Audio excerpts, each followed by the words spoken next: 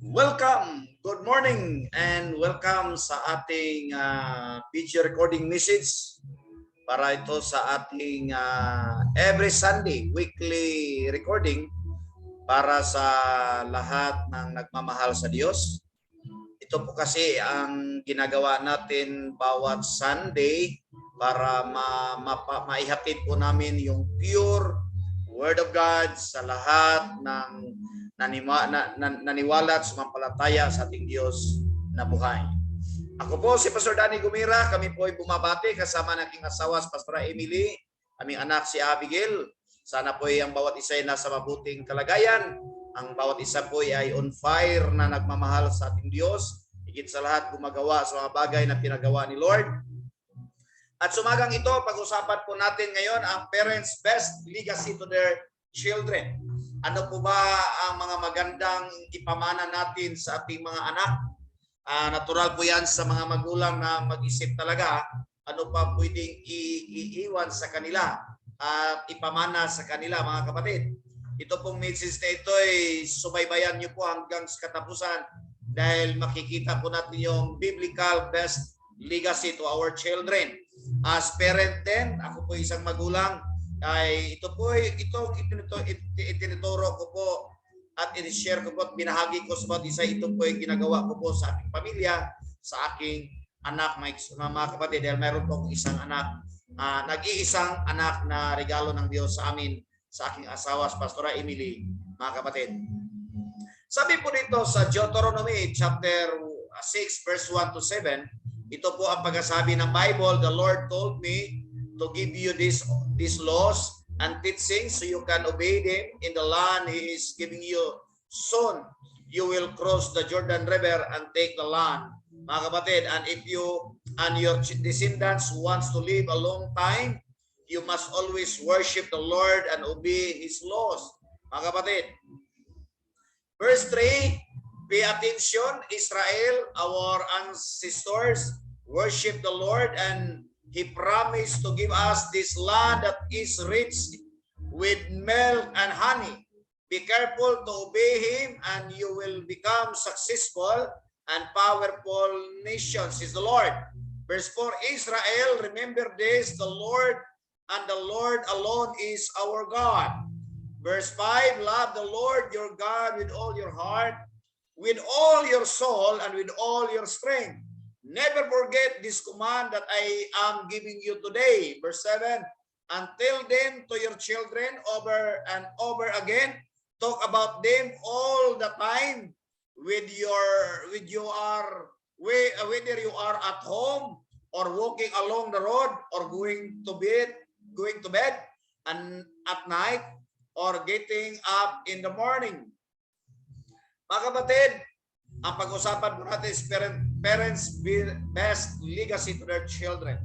Alam niyo po, ang pinag-usapan ditong Israel, kasama po tayo, mga kapatid. Bakit kasama po tayo? Sabi po ng Galatians chapter 3, verse 28, 29, those who belong to Christ are descendants of Abraham. Galatians chapter 3, verse 28 and 29. Paano po nagiging Israel?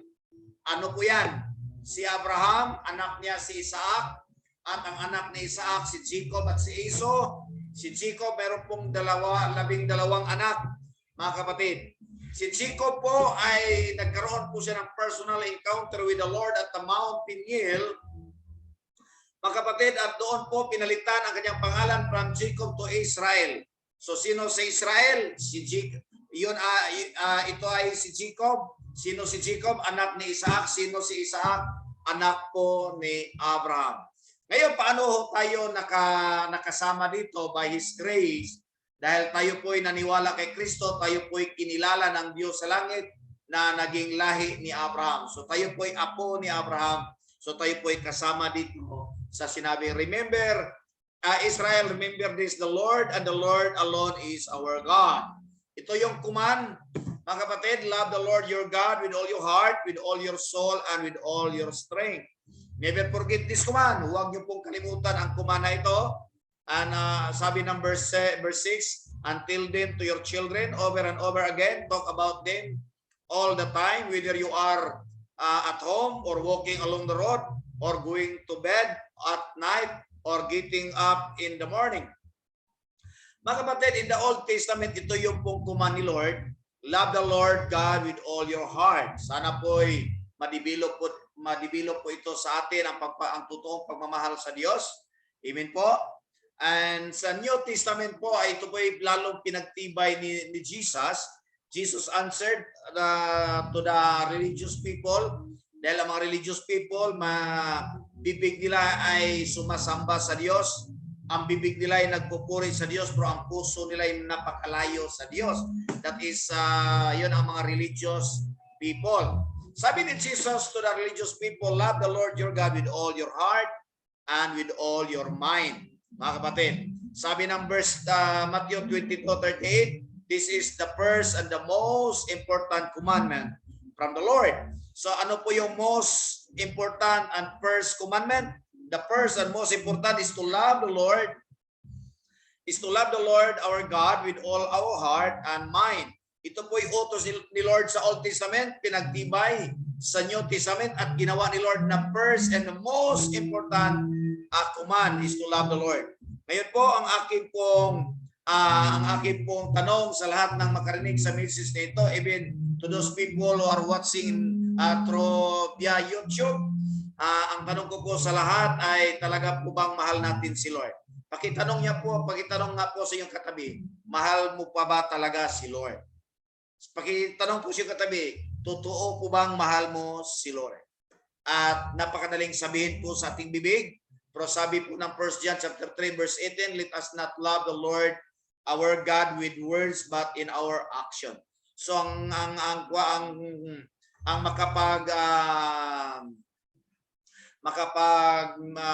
makamit ng God's requirements in terms of loving God is our action.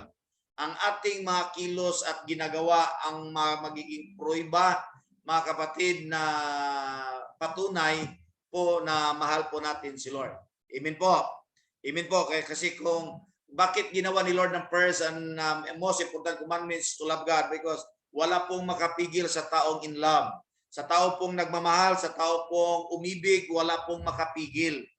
Pero pag hindi po natin mahal si Lord, ay kahit anbon lang, mapigilan tayo. Minsan walang pera, wala na. Medyo nayanig na ang kanyang panampalataya sa Diyos. Pero pag may pagmamahal, totoong pagmamahal, ay mga kapatid, kahit may bagyo pa, tuloy ang laban, tuloy ang panampalataya, tuloy ang ginagawa, at ayusin ang paggagawa. Amen po? Ngayon po, alam niyo po, ito po ay sabi nga ni Lord, ay ituro po ito sa ating mga anak. Ano po ang ituro natin sa ating mga anak, mga kapatid? Ang ituturo po natin sa ating mga anak, alam niyo po, is yung pagmamahal natin sa Diyos. To love the Lord our God. Ito po yung ating ituturo, mga kapatid. Amen?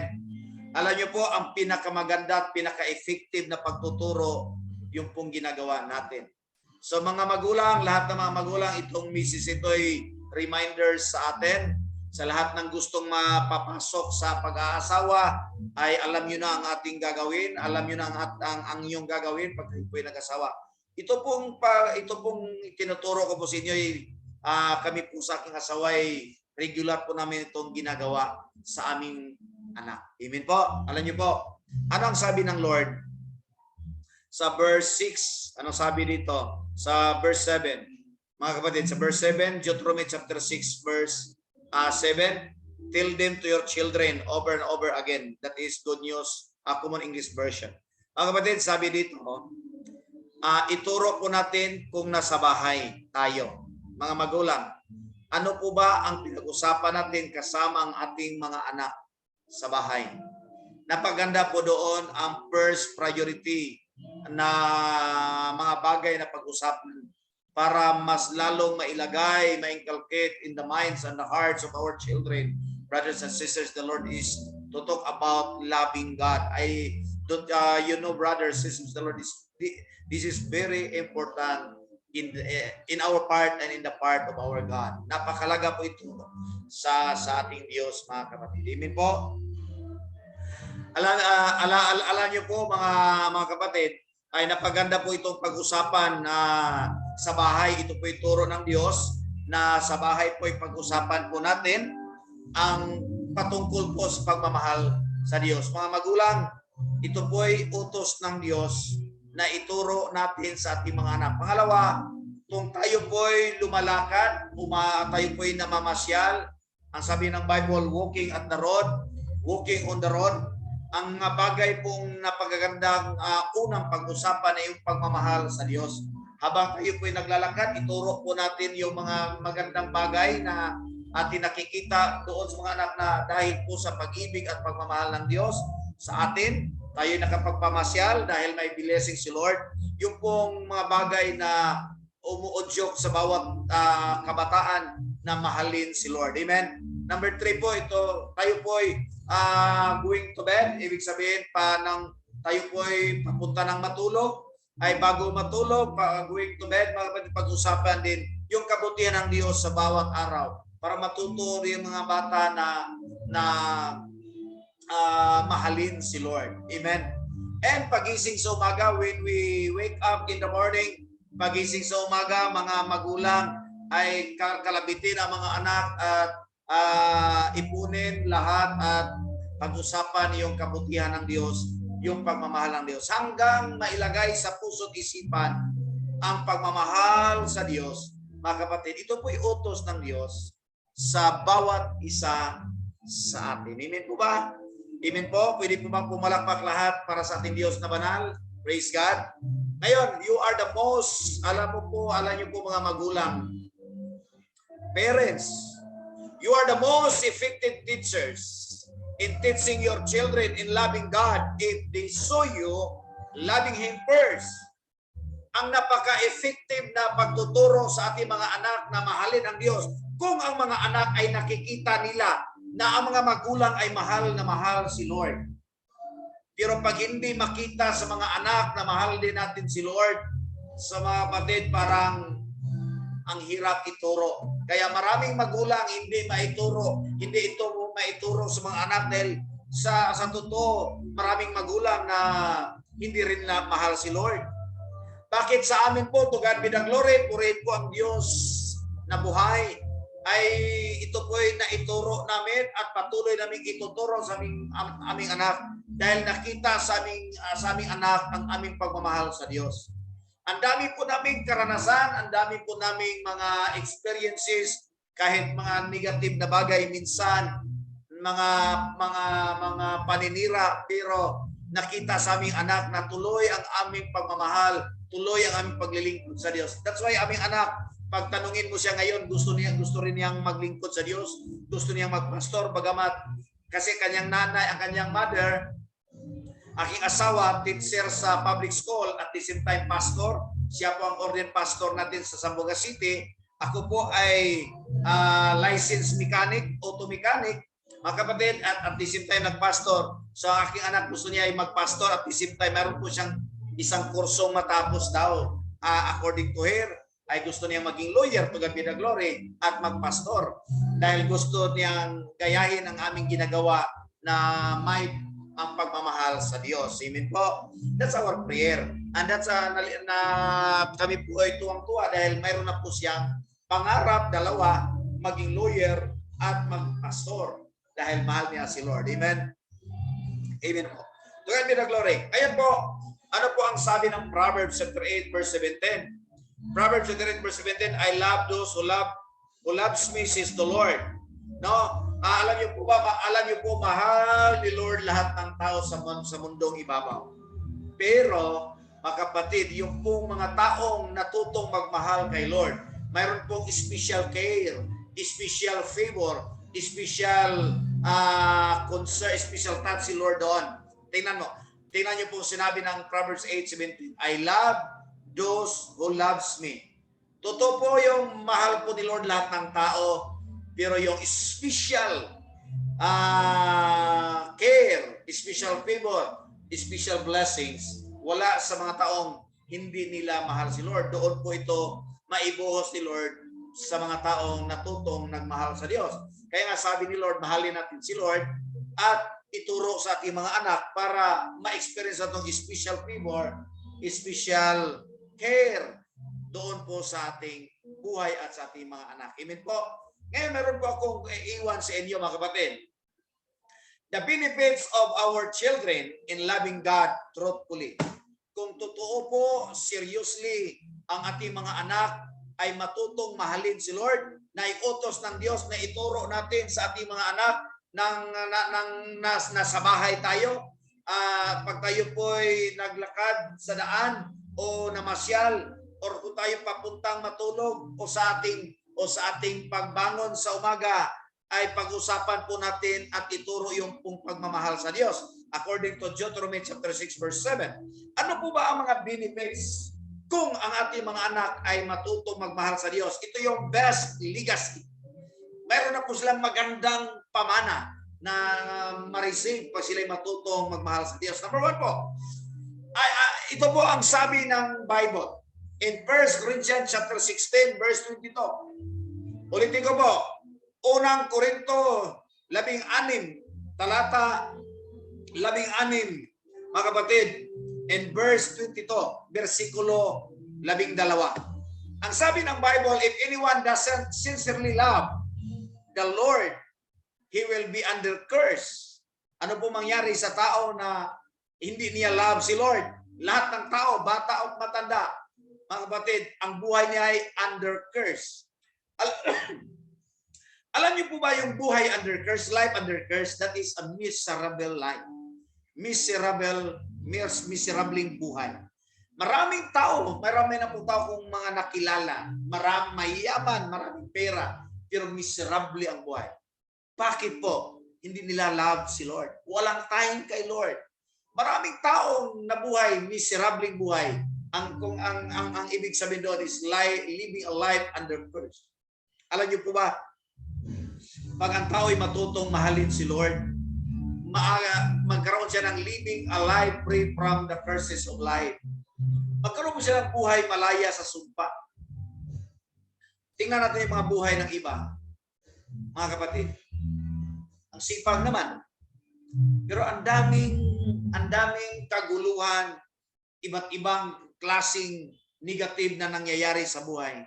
That is very clear picture that they are living a life under curse. Ano po? Ito po ang sabi ng 1 Corinthians 16:22. If anyone does not love sincerely the Lord, does not sincerely love the Lord, he will be under curse according to the Holy Bible. So ngayon, sabi ni Lord, mahalin natin si Lord, mahalin natin siya para makalaya tayo sa sumpa. Magkaroon tayo ng kalayaan sa buhay na ilalim sa sumpa. At ituro din sa ating mga anak para ang ating mga anak ay matuto para din maaga silang makalaya sa buhay na ilalim sa sumpa. Para magkaroon sila ng best life. You know, brothers and sisters. The plan of God for us, we mga kapatid, located at Jeremiah 29 verse 11. The plan of God for us is to prosper us, not to harm us.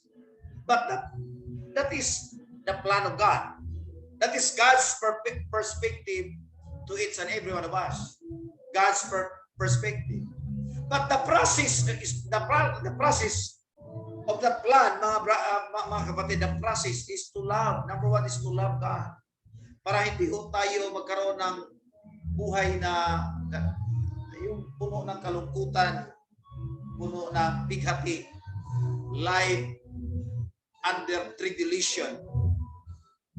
Number one is to love God. That's why ginawa ni Lord yung love the Lord. Loving God is the first and the most important commandment, mga kapatid. Amen. Number two, enjoy God's wonderful plan in their lives that beyond their ability to imagine. Ito po yung benepisyo.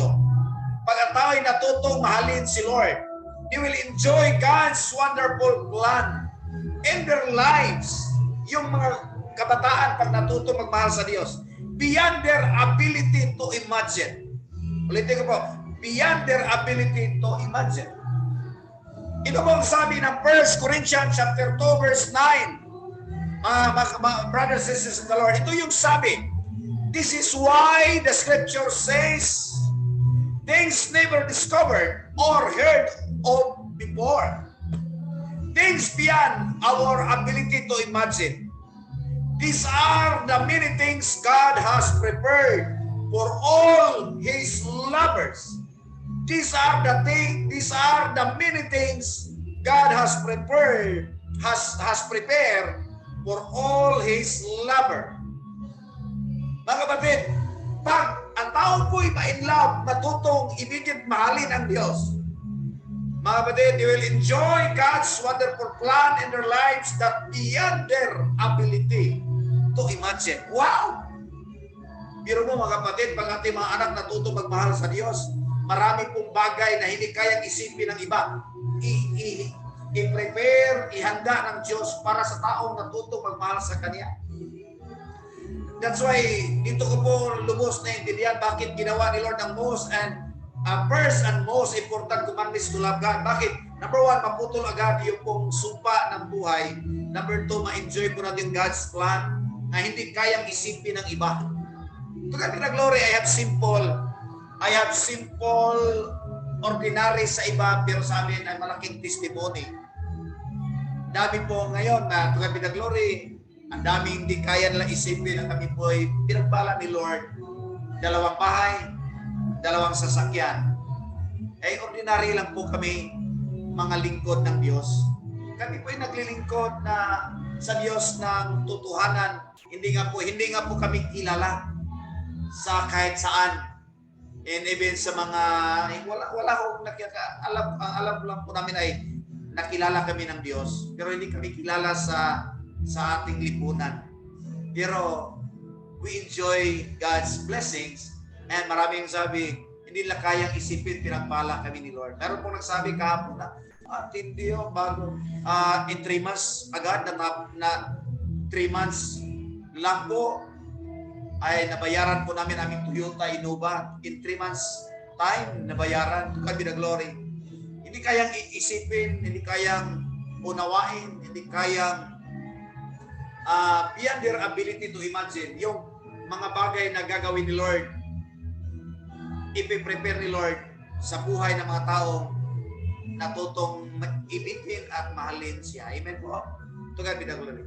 Mga kapatid, pangatlo po, ang benepisyo pag ang tao natutong mahalin si Lord at ituro sa mga anak, pag ang mga anak ay matuto rin magmahal kay Lord. Wow! Sabi ng mga kapatid, ito yung pangatlong bagay. God will turn all their circumstances, even negative circumstances, into lives into blessings. God will turn all their circumstances in their lives into blessings. In lives into blessings. Iikutin ni Lord yan. Papunta sa pagpapala. Iikutin ni Lord yan to our advantage. Pagmahal natin si Lord. Lahat ng negative na nangyayari, lahat ng bagay na negative, lahat ng ginawa ng mga ibang tao para sa atin, negative, sisiraan, lahat yan. God has the power to turn it into blessings para sa mga umibig sa Kanya. Ito yung patunay po. Ito yung Romans 8:28. Ito yung patunay. Sabi po ng Romans 8:28, mga kapatid, we know in all things work for God. In all things, God works for God with those who love Him. Ulitin ko po, we know that in all things, everybody say, in all things. Come on, lakasan natin. In all things. Again, sabihin natin ulit, in all things. Say it loud, in all things. God works for God with those who love Him. Sa mga taong mahal niya si Lord, kahit lahat ay magsama-sama silang sirain ang buhay mo, kayang ikutin ni Lord yan papunta sa pagpapala at advantage in our lives. That's our personal experience. Amen po. That's our personal experience. Grabe paninira. Pero inikot lahat ni Lord yan to our papunta sa amin as a blessings. Amen po. Mahal lang po natin si Lord. Wag po tayong matakot sisiraan. Wag po tayong matakot sa mga pagsubok. Wag po tayong matakot sa mga negative na bagay. Dahil kung mahal lang po natin si Lord, ang Diyos po'y makapangyarihan. At mayroon po siyang kapangyarihan na ikutin papuntang pagpapala sa atin. Kaya napakaganda pong maituro sa ating mga anak sa bahay. When we are kung naglakad tayo sa daan, papuntang matulog o sa pag-gising sa umaga, maituro yung pagmamahal sa Diyos. Why? Mga kapatid, kasi doon po mag-operate yung pag-ibig ng Diyos kasama ang kanyang kapangyarihan sa mga taong natutong nagmahal sa Kanya. That is our best legacy sa ating mga anak. Ang gusto ko sabihin mga kapatid, mahirap ituro yan pag hindi natin mahal si Lord. At ituro mo sa mga anak.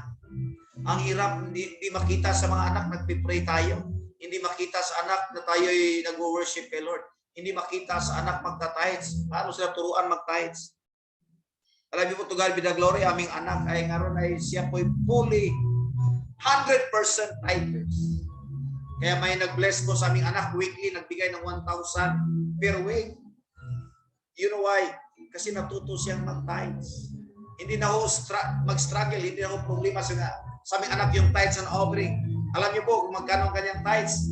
Pag nag-tithes siya ng 100, ang kanyang offering 100 din. Yun, life na sa aming anak yan. Kasi naituro po namin dahil nakita po niya sa amin. Amen po. If you want your children to enjoy financial stability and secured life, and secured life in the future, teach them to love God faithfully. Honestly, that's the best legacy that you can leave to your children, to them. Mga kapatid, dito ba ako magtapos, to God be the glory. Mga kapatid, alam nyo po, ang ating mga anak ay tumitingin po diyan sa atin, mga magulang, nanay, tatay. Alam nila yung buhay natin. Sila ang tunay na kakaalam. Kasi magkasama tayo sa bahay. Pag nakita nila mahal natin si Lord, may ituro natin sila, napakadaling ituro at napakadaling pong ma-absorb nila. Kaya ang aking pong challenge, tayo muna ang magpakita ng totoong pagmamahal sa Diyos. Kung wala tayong pera, hindi maapektuhan. Tuloy ang ating pagmamahal sa Diyos. Hindi lang mahal natin si Lord pag maraming pera. Kung walang pera, wala na. Pag mayroon pong tayong mga negative experience, tuloy ang pagmamahal sa Diyos.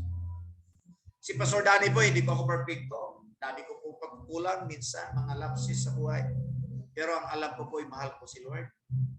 And ang aking asawa, mahal niya si Lord. Kaya aming anak rin natuto na rin nagmahal kay Lord. Amen. Alam niyo po, nag-take siya ng exam. Ay sabi niya, pa, pray mo ako pa. Tulungan ako ni Lord. Ay nag-seatbelt pa. Ang anak nag-seatbelt. Praise God. Dahil mahal niya siya. Amen. Amen. Pwede po ba lahat ay tumayo? Can we all rise? Can we lift our hands to God? And ako po ay mag-pray.